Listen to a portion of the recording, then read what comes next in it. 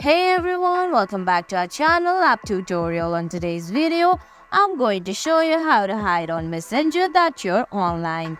It's very quick and easy, so let's get started. First, open the Messenger app on your phone. If you don't have the app yet, you can get it from Google Play Store or the Apple App Store.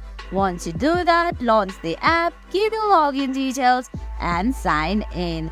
Now on the screen, you can see your old chats, and on the top right corner there's a pin-like icon, and at the top left corner you can see hamburger-like menu. Tap on it, then you can see a gear-like icon which is settings. Tap on it, then you can see active status option right below dark mode and above accessibility. Toggle off that green icon, then a prompt will appear. If you want to turn off the active status, select turn off, and guys, that's it.